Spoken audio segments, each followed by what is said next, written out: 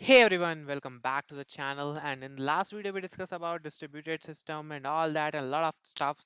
And we are moving forward to distributed system module. And in this module, we discuss about database consistency. What is database consistency? So suppose you have sorry, you have customer, and you have a different dbs now, db1, db2, and db3. You never want the database have a customer data on db1 is different, on db2 is like different, and on db3 is different. You never want that. You want all the data must be consistent in all the dbs.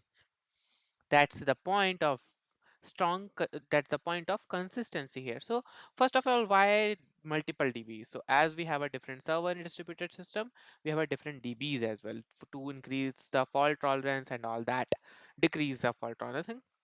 Okay, so there is a primary db, pdb we call a main db, and all of the other of this replica db, rdb. It is the context that most of the places we are using this. We have a primary db, and more, and all the different places we got the replica db. So first is strong consistency. Strong consistency is very common. So we have some kind of ordering rules. Okay, we have some kind of ordering rules, and and these ordering rules and these ordering rules are defining, okay, defining replica 1, replica 2, and replica 3. So suppose if any write operation is done on replica 1, if any write operation is done on replica 1, on the behalf of this ordering rule, it on the same moment, on the same second, it pass on to replica 2, replica 3, and all of the circle to store the same data.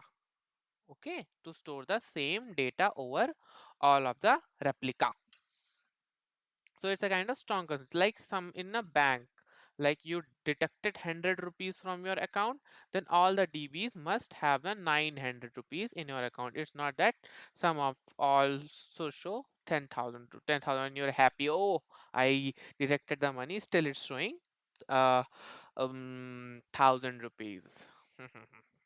Okay, now let's go to casual consistency. But yeah, here is a one problem, like a lots of RAM, lots of CPU, high server utilization. Now go to casual consistency. In the context of casual consistency, I will try to explain you one example. So I will change the stroke. Okay, now suppose this is an user. Okay, this user create a new username. Server, it the request go to server, then it go to the main db, mdb. Okay, now mdb store the data. Arey yaar, just give me a moment. Mdb store the data, mdb store the data. Okay, but the replica db are still on stale. They didn't updated their data. Why? You ask me why? Then what will happen in this scenario? When the user asks data from RDB, these replica DB first asks with main DB, is any write operation done?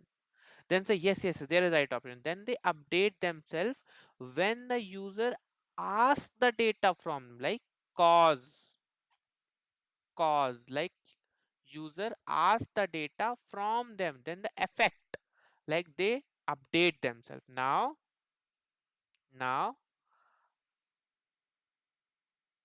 Now this RDB have also updated to user n. Similarly, when the request go on this, then update, then this update. So these are the casual, means cause and effect, means Once the request go in a flow, and once the it once he got the request, then he update the request with the flow. Okay, got my point? So these are the casual consistency. So as compared to strong, it need low resources, low CPU utilization, and all that. It using in the chat context, like you ping a message, then other messages like properly coming, and all that scenario. Now go to eventual consistency. Eventual consistency is very simple. It's like a two different replica. They are synced with each other, but they are not like definite time, like 5 minute and 2 minute TTLR set that then they sync. They are not triggered. Okay, anything happened on replica 1, okay, just trigger to replica 2 be synced. No, no, no, they are not that. They have some set of time, and after that set of time it will be synced. But why? Suppose you are on a YouTube, you are watching a YouTube video.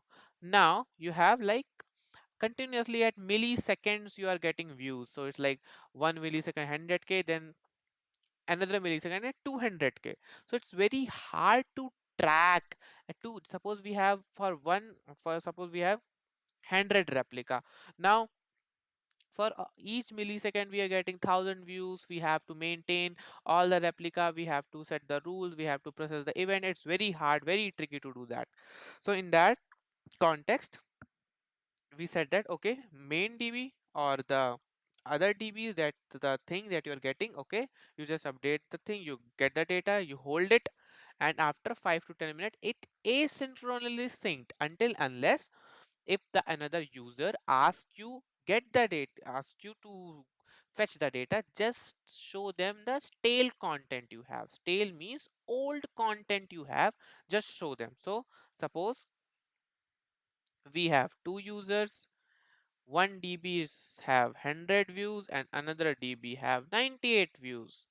So for one user it will show you 98, and for another user it will show you 100, until unless the async operation is not done, which sync both the db, and ultimately you will get 100 views on both of them. So these are the three different type of consistency ways that the database is working. First is your strong. Strong means hard and fast, like every database must be consistent at each millisecond of time. And another is casual. Casual means cause and effect. I explain you so briefly. Until and unless it doesn't get the particular hit, it doesn't activate the db write operation.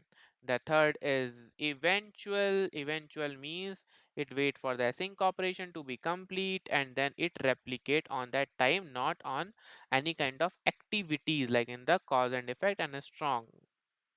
Okay, so that's all for this kind of this video, and we discussed the replication thing. Hope you like it, love it, and feel free to watch more videos for this channel, and keep like and keep subscribe. Thank you, bye bye.